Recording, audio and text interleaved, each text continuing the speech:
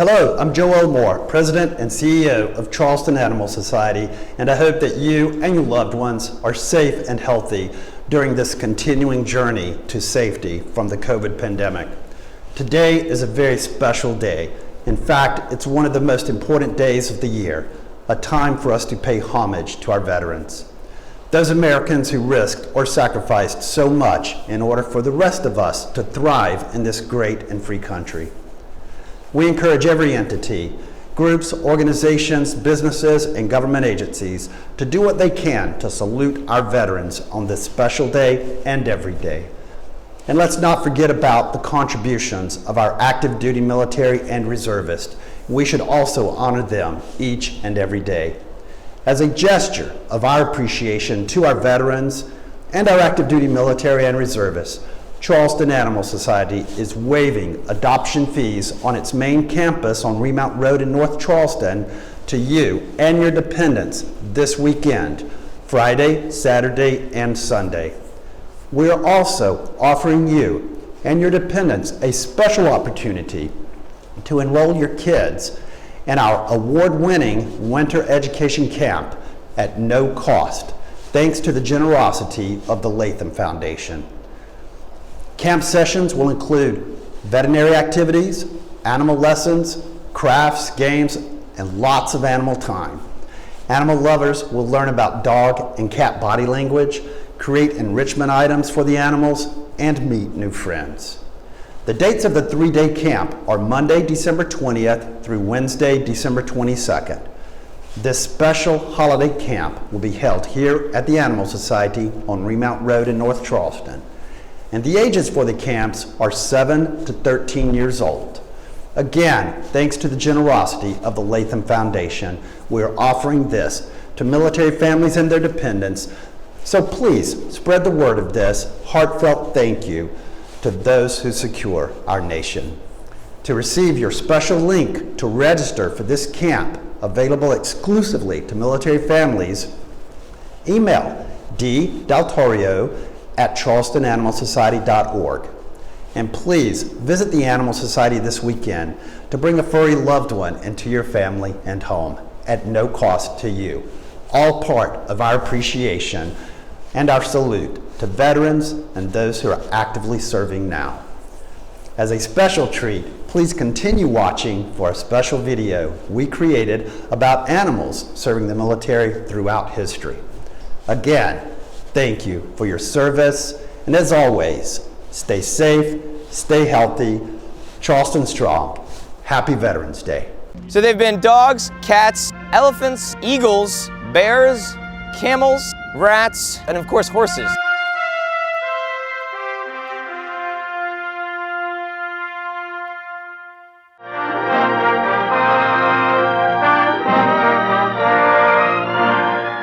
The dog has served man for centuries. His progress and use have changed with the times, but always he has shown adaptability to specific tasks. Dogs have been a constant source of comfort for American soldiers, often serving as mascots and companions during service. General Washington, going back all the way to the American Revolution, actually returned a dog that he captured from General Howe, the British general, with a note giving his compliments and returning his dog, knowing that he too cared much about his dogs. He knew he'd want him back.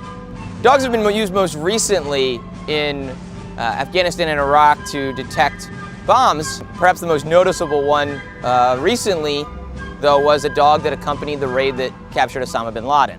Sergeant Stubby was a dog who served in World War I and later became the mascot for the Georgetown Hoyas. While alive, though, he met 3 different presidents, including Coolidge, Harding, and Woodrow Wilson. During the war, he actually warned soldiers of an impending gas attack and also helped capture a German soldier. Cats have been often found on naval ships, historically, and they serve not only to comfort sailors who are away from home for a long period of time, but they also serve to get rid of rats and mice. The USS Monitor supposedly had a cat go down with the ship. Now, it's a legend and it's probably false, but we do know the USS Lehigh during the Civil War not only had a cat, but also had a rooster on board.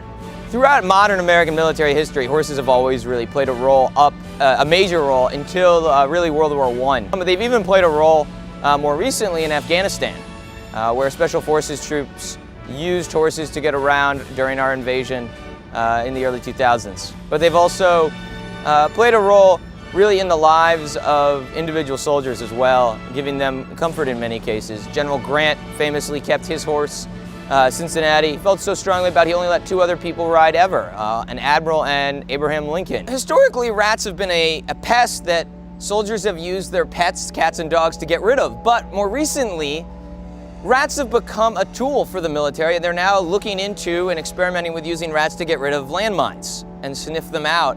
And they've found that rats actually work better, and they're already being used on the civilian side to get rid of landmines in Africa. The Civil War could have played out quite differently if Abraham Lincoln had accepted an offer by the King of Siam for a herd of elephants to use in battle. Probably intelligently, Lincoln decided to turn down the offer politely, pointing out that they didn't have quite the right climate for elephants. So one of the stranger examples of animals used by the U.S. military was the U.S. Camel Corps.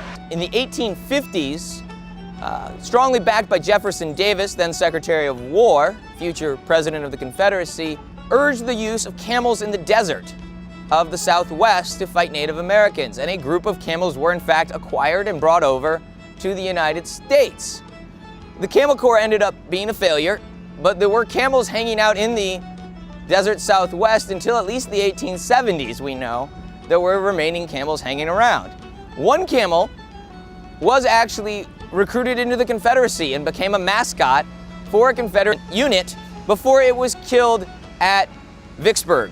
It does actually have a gravestone at Vicksburg now. Douglas the camel. I was surprised at the depth of how many animals really had served and the variety of roles they've played in the U.S. military, and the importance that it was put upon them by the soldiers themselves. To the soldiers who actually fought, their animals mattered a lot and were one of the things that helped them get them through each day.